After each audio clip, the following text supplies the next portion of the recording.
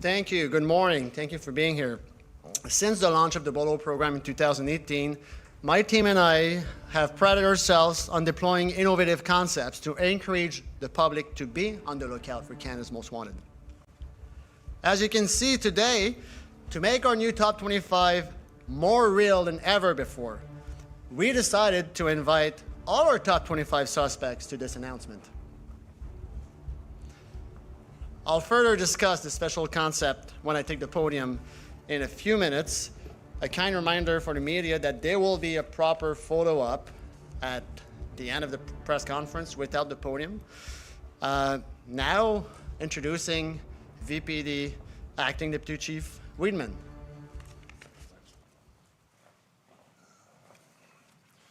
Good morning, everybody, and thank you for being here to make this important announcement. At the Vancouver Police Department, we've seen firsthand the impact of these Bolo campaigns. We can see how they can help locate and apprehend fugitives. The recent apprehension of Cody Casey, who is third on Canada's most wanted list, is a prime example of the success of the Bolo program. The major financial rewards provided by the Bolo program heighten the public's interest and keep these most wanted offenders in the public eye. People want safe homes, safe streets, and safe public spaces. They want to live in peace. To make that possible, we rely on clear laws, shared values, and strong justice and law enforcement systems that support public safety. While the vast majority of individuals in Canada are law-abiding, unfortunately, there remains a small group of individuals who choose to disregard the laws and put the public at risk. These individuals often treat public spaces as places to commit violent acts, and they are commonly connected to serious criminal activity, for example, like cross-border drug trafficking. These actions threaten the safety of our communities, and they undermine the peace that most Canadians, all of us in this room, work hard to maintain. It is our job to hold people who break the law accountable. The individuals behind me have made choices that have put them on this list. Like all the police agencies represented here today, the Vancouver Police Department continues to focus our efforts strategically to address the people and activities that most seriously impact community safety. Today's announcement reflects that approach. We understand this display may be unsettling, but we ask the public to reflect on what role they might play in helping us bring these individuals to justice. To be absolutely clear, we're not asking anyone to be a hero, to intervene directly. These individuals are considered dangerous, so don't approach them. But if you know something, or if you see something, say something. Pick up the phone, your tip could make a real difference. I'd like to close by addressing Vancouver's latest suspect on this list, Omid Mashinchi. He is wanted for numerous offenses, including possession for the purpose of trafficking, possession of a firearm, and conspiracy to commit an indictable offense. Mr. Mashinchi, you are familiar with the justice system. In the past, your offenses involve financial crimes across the border. Today, the allegations involve firearms and drugs here in Canada, in Vancouver. We are committed to finding you. I urge you to stop looking over your shoulder. Speak to a lawyer, turn yourself in. Let's resolve this through the proper legal process. Finally, for making the Bolo program a reality and for continuing to partner with us to make our community safer, I want to recognize Mr. Max Langlois, Executive Director of the Bolo program, and of course, Mr. Stéphane Chrétien, the founder of the Stéphane Chrétien Foundation. I'll now turn things over to Deputy Commissioner Dwayne McDonald of the BC RCMP.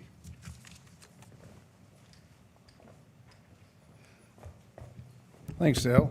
I'm not going to lie, it's kind of weird having these guys all behind me, but good morning, everybody, and thank you. The BC RCMP is proud to be one of the Bolo program's first partners, and our partnership goes back to 2019. Since then, 5 of the 8 BC RCMP fugitives featured by the Bolo program have been apprehended. The most recent, as I'm sure you're all aware, is Rabi Al-Khalil, a fugitive with a violent criminal history who has been at the top of Bolo's most wanted since escaping prison in 2022 while he was on trial for murder. Thanks to the ongoing work by our investigators and with the assistance from partners such as Bolo, it was only a matter of time before his run came to an end. And that's exactly what happened last month when he was apprehended in Qatar.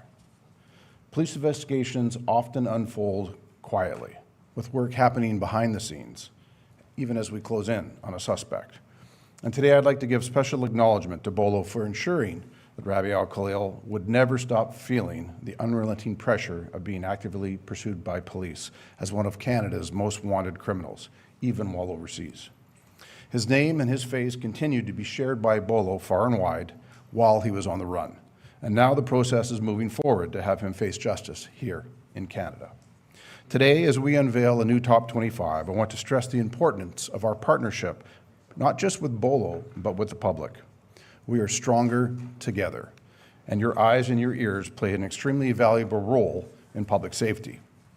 Every one of us, every police officer serving in this room, every member of the public who is watching, listening, or reading about this announcement have a part to play in locating these wanted fugitives. The reality is the suspects that are on this list are not bound by borders and could be in any of our communities. In fact, many of those in the top 25 have ties to British Columbia.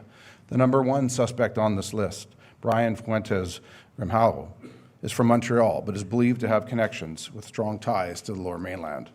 Several others, such as Mohammed Shire, Dharam Dhaliwal, and Karash Parzam, who are wanted for murder, also have strong ties to BC.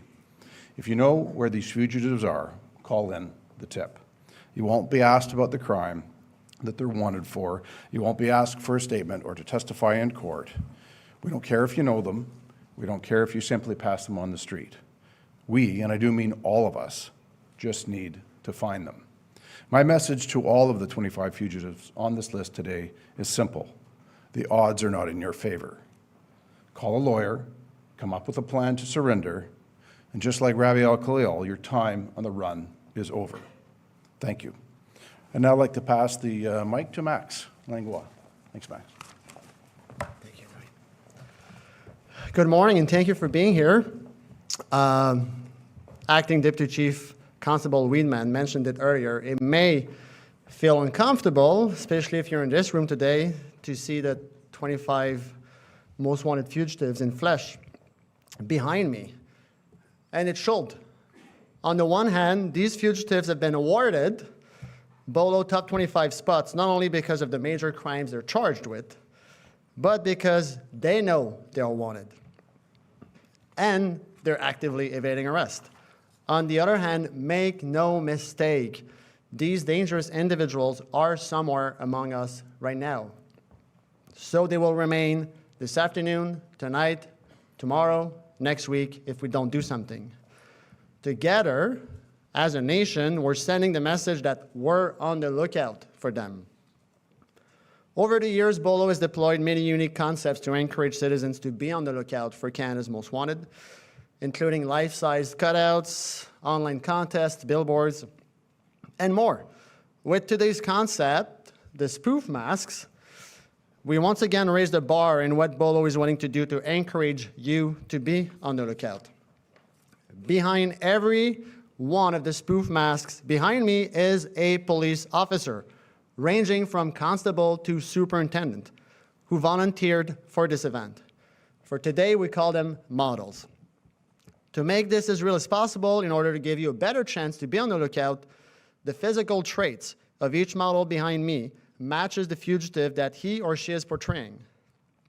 Look at their faces. Remember their faces. Be on the lookout for them. Detailed information about all top 25 suspects are available at boloprogram.org. With today's announcement, 12 new accused are making their appearance on our top 25, including our number one, Brian Fuentes Grimjalvo, wanted for murder by the Toronto Police Service. Of the 78 suspects featured in Bolo campaigns since 2018, 42 have been located. That's certainly an interesting statistic, but here's something we can't measure. How many crimes have been prevented by justice being served, with these 42 suspects being behind bars? in that respect, will never be able to illustrate the real impact of Bolo and us being together on the lookout.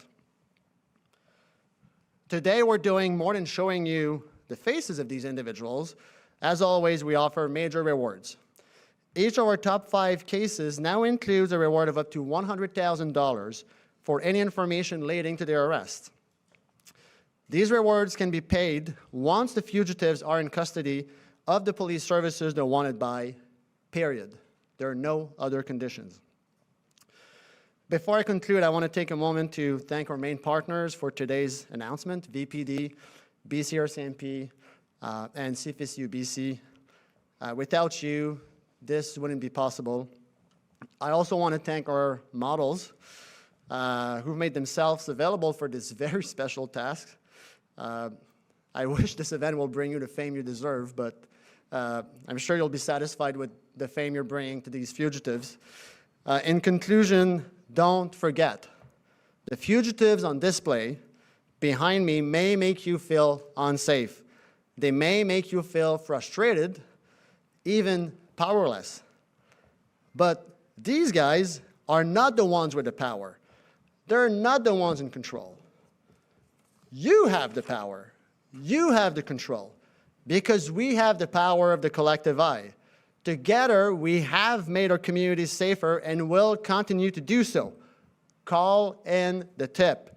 Do it now. Thank you very much. Now to our final speaker, TPS Chief Superintendent, Joe Matthews. Thank you, Max. Good morning. On behalf of our Chief, Myron Demke, I thank you for attending this important announcement. The Toronto Police Service values our productive partnership with Bolo because, quite simply, it works. Since 2018, 25 fugitives have been profiled by Bolo, and of those, 14 have been located.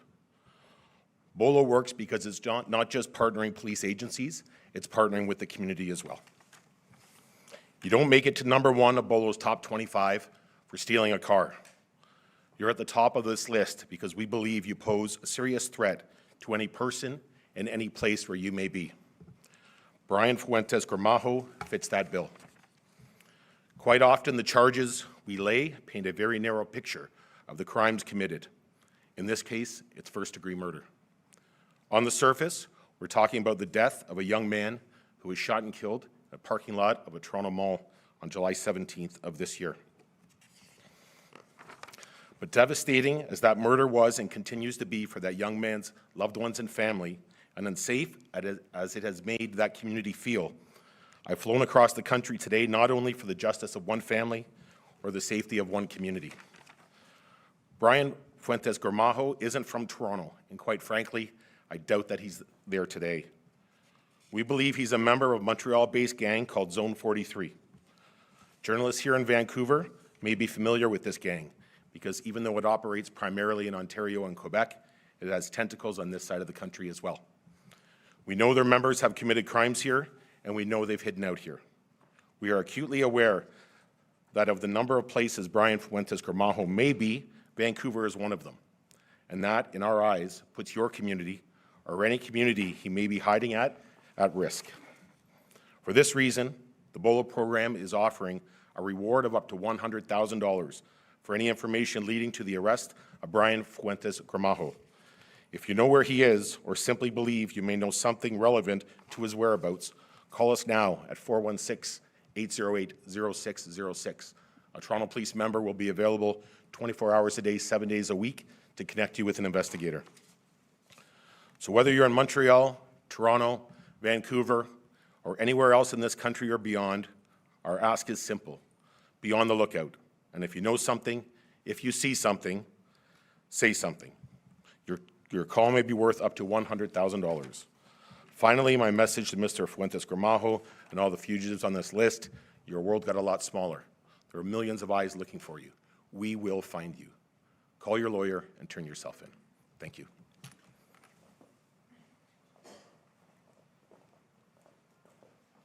Thank you, everybody. Merci à tous. So we will move now to the question period. I would ask a couple of things. First, that you move to the microphone that is set up over on this side of the camera banks so that your online colleagues can hear you. Identify yourself and try to keep your questions not case-specific. As I mentioned earlier, there will be investigators available for one-on-one interviews for those case-specific questions following the question and answer period. And also following Q&A, we will have that proper photo op. So we now open to questions. Hi, this is Cecilia with CityNews. My question is for Mr. Langlois. Since the establishment of the program, sorry, I don't know if you can see me. Hi. I see you. Of the 40-something fugitives that you have arrested since this program started, how many of those arrests were thanks to public tips and information from the public? So that's a good question. We don't receive tips at Bolo. What we want the public to do is to call police tip lines and Crime Stoppers when applicable. So I don't have an exact answer to your question, but I will say 100%. And you don't have to talk about the specifics, but what are some of the common charges that would land these fugitives on Canada's top 25? Anything that's major crime, ranging from first-degree murder to human trafficking, aggravated assault. I like to say that Bolo has more judgment than policies. So when we assess case submissions from police services, we need to use our judgment to determine whether or not we have a major crime related to a case. Usually, as you can see, like the majority of these featured suspects are wanted for murder. Hello, bonjour, Corentin Mitté-Magnan for Radio-Canada. I'm going to ask the question in English, but if you could answer in French as well. Yes. The highest reward is lower than last year. Is there an explanation or a reason for that? That's a good question. So we use different strategies. And so right now, all our top 5 suspects have a reward of up to $100,000 for any information leading to their arrest. In the past, we've used different strategies, up to $250,000 for the number 1 and lower rewards for other suspects. All in all, the global amount that's offered today is very similar to what's been offered in the past. We're just using the rewards differently through the top 25. Could you give us an answer in French? Oui, alors c'est une stratégie différente qu'on utilise cette fois-ci. On l'a déjà utilisée. Alors, le montant global qui est offert en récompense aujourd'hui est très similaire à ce qui est offert habituellement. C'est juste qu'on a associé les récompenses d'une manière différente aux différents dossiers. Alors, tous les dossiers du top 5, à partir d'aujourd'hui, ont des récompenses qui sont offertes jusqu'à $100,000. When we look at the picture of these guys on the Bolo website, they're moving. Did you use AI to modify their pictures? Yes, we did. And what's Yes. the reason behind that? It's AI generated, and one of my main worries is to make this as real as possible for citizens, because, like I said earlier, these fugitives, they're among us right now. So we need to give, if we ask people to be on the lookout, it's got to be user-friendly. So we're trying to make this as real as possible. So indeed, on our website, you can see the faces of these fugitives activated by AI. En français, s'il vous plaît. Alors, oui, on active par intelligence artificielle les photos des suspects sur notre site web. Le but, c'est de rendre tout ça le plus vrai possible. Merci. Hi there, Max. I have a question for you. My name is Tanushi from CBC. I just want to know, so you made some changes in the list from last year's list to this year's. Can you explain what those changes are? So we have 12 new suspects. So a few weeks ago, the Bolo committee convened in a Canadian city, and we looked at case submissions from some 15 different police services across the country. We have requirements, obviously, major crime being one of them. We have 12 new cases. I will say the variety of police services we work with from coast to coast remains very similar. It's about 15 of them. And I will say, like, this list is a bit more heavier on individuals wanted for murder than what we've seen in the past. Right, and a follow-up question, how do you decide how to rank those individuals? So that's something that the Bolo committee helps as well. So we convene as a group. We have fugitive investigators from different agencies. Actually, a couple of these guys behind me are on the Bolo committee. They have a special task today. So we assess cases based on Bolo requirements, and then we rank them. I've had often the question in the past, well, like, why number 1, why not number 2? This is all very subjective. It's fully acknowledged. We rank them based on the circumstances of the crimes they're allegedly committed, and the community impact and so on and so forth. So the ranking doesn't really matter. Here are 25 fugitives who pose a danger to our communities. So please be on the lookout for them. All right. So it's not the first and the 25th ranked individuals, are they not? Like They are. So there's like, as you go down the list, you're going to see cases that have been featured by Bolo for a while. And you're going to see cases of, I don't want to say lower gravity because all crimes are grave.